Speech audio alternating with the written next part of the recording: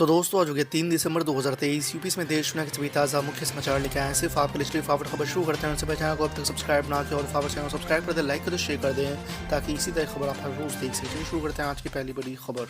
मध्य प्रदेश, राजस्थान, छत्तीसगढ़ और तेलंगाना में हुए विधानसभा चुनाव के लिए मतगणना आज होनी है। देश में आम चुनाव में अब 6 महीने से भी कम समय बचा है और ऐसे में इन राज्यों के विधानसभा चुनाव को सेमीफाइनल मुकाबले के रूप में देखा जा रहा है। कांग्रेस राजस्थान और छत्तीसगढ़ की सत्ता में है और भारतीय जनता पार्टी मध्य प्रदेश में सत्तारूढ़ है। इन 3 राज्यों में कांग्रेस और भाजपा के बीच सीधा मुकाबला है, जबकि के चंद्रशेखर राव के नेतृत्व वाली भारत राष्ट्र समिति तेलंगाना में हैट्रिक लगाने की उम्मीद कर रही है। आबकारी नीति घोटाला मामले में ईडी ने शनिवार को आम आदमी पार्टी के राज्यसभा सांसद संजय सिंह के खिलाफ अदालत में पूरक आरोप पत्र दायर किया है। इस आरोप पत्र में ईडी ने आप नेता संजय सिंह पर धन शोधन निवारण अधिनियम के अलग अलग धाराओं के तहत आरोप लगाए हैं। देश के संसद का शीतकालीन सत्र शुरू होने वाला है। इससे पहले शनिवार को सरकार की तरफ से कहा गया है कि वो इस सत्र में सभी मुद्दों पर चर्चा के लिए तैयार है। साथ ही विपक्ष से चर्चा के लिए अनुकूल माहौल तैयार करने के लिए भी कहा गया है। सोमवार से शुरू हो रहे शीतकालीन सत्र से पहले शनिवार को अलग अलग दलों के नेता दिल्ली में मिले। इस दौरान आगामी सत्र के लिए एजेंडा पर चर्चा हुई है। बिहार के डिप्टी सीएम तेजस्वी यादव ने 75% आरक्षण के मुद्दे को लेकर बीजेपी पर निशाना साधा है। तेजस्वी यादव ने शनिवार को कहा है कि पटना हाई कोर्ट में बीजेपी के इशारे पर नए आरक्षण कानून के खिलाफ याचिका डाली गई है। उन्होंने बीजेपी को दलित और अति पिछड़ा विरोधी करार दिया है। आपको बता दें कि पटना हाई कोर्ट ने आरक्षण के खिलाफ याचिका पर नीतीश सरकार से जवाब तलब किया है। बिहार में बीजेपी ने लोकसभा चुनाव 2024 की तैयारी तेज कर दी है। इसी के तहत राज्य की सभी 40 लोकसभा सीटों पर बीजेपी ने प्रभारी नियुक्त कर लिए हैं। बीजेपी प्रदेश अध्यक्ष सम्राट चौधरी के निर्देश पर कार्यालय प्रभारी अरविंद शर्मा ने शनिवार को प्रभारियों के नामों की लिस्ट जारी की है। बिहार में जातीय गणना और आरक्षण का दायरा बढ़ाने के बाद अन्य राज्यों में भी इसकी मांग तेज होती दिख रही है। ज्यादातर दलों ने जातीय गणना की मांग मुखरता से ही कर दी है। यूपी में अखिलेश यादव लगातार इसे मुद्दा बनाए हुए हैं। अब मायावती ने भी इसे लेकर हुंकार भरी है।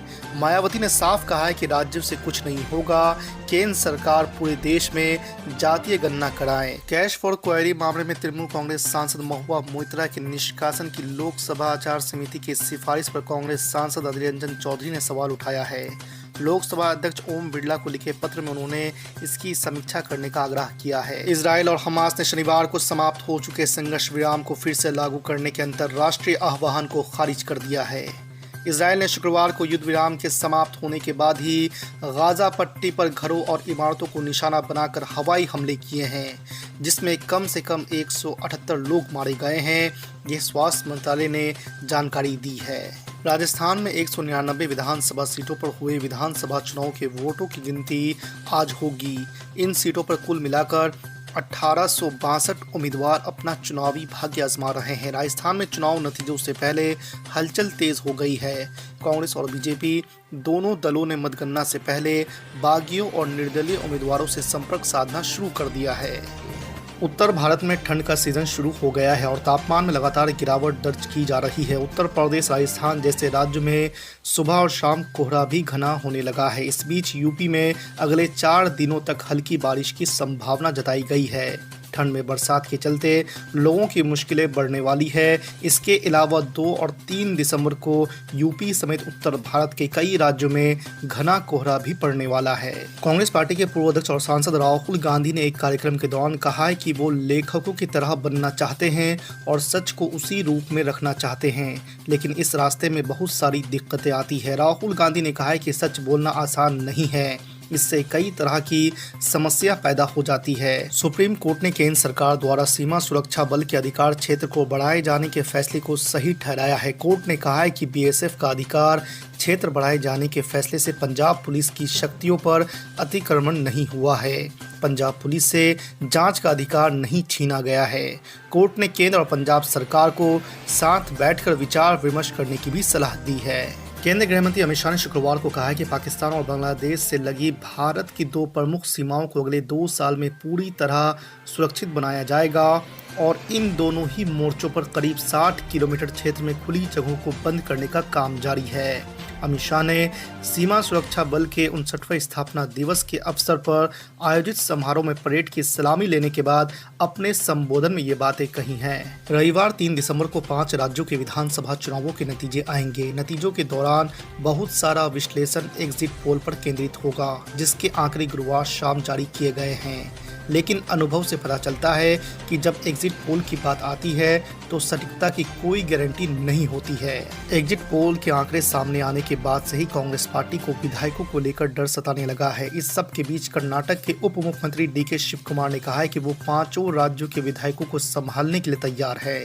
आपको बता दें, कांग्रेस पार्टी सत्तारूढ़ भारतीय जनता पार्टी पर हॉर्स ट्रेडिंग का आरोप लगाती रहती है। दिल्ली के कथित शराब घोटाले की वजह से आम आदमी पार्टी अपने 1 दशक के इतिहास में सबसे बड़े संकट का सामना कर रही है। एक तरफ मनीष सिसोदिया और संजय सिंह जैसे दिग्गज नेता जेल जा चुके हैं, तो अब खतरा खुद अरविंद केजरीवाल पर भी मंडरा रहा है, जिनके कंधे पर पूरा दारोमदार टिका हुआ है। यूपी विधानसभा के शीतकालीन सत्र के अंतिम दिन मुख्यमंत्री योगी आदित्यनाथ ने चर्चा का जवाब देते हुए सपा प्रमुख अखिलेश यादव पर चुन कर हमले किए हैं। उन्होंने कहा है कि नेता प्रतिपक्ष बड़ी बड़ी डींगे हाँक रहे थे, ये केवल ये कहना भूल गए कि चंद्रयान का निर्माण भी सफाई में हुआ था।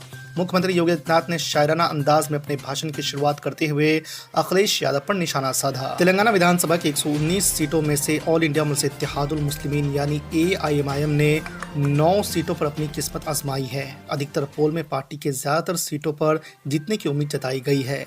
आपको बता दें कि इंडिया टीवी के एक सर्वे के मुताबिक AIMIM को 5 से 7 सीटें मिलती हुई दिख रही है। समाजवादी पार्टी के अध्यक्ष और पूर्व मुख्यमंत्री अखिलेश यादव ने कहा है कि भारतीय जनता पार्टी वाले भी जाति जनगणना करने की मांग कर रहे हैं, क्योंकि देश की जनता की यही आवाज है।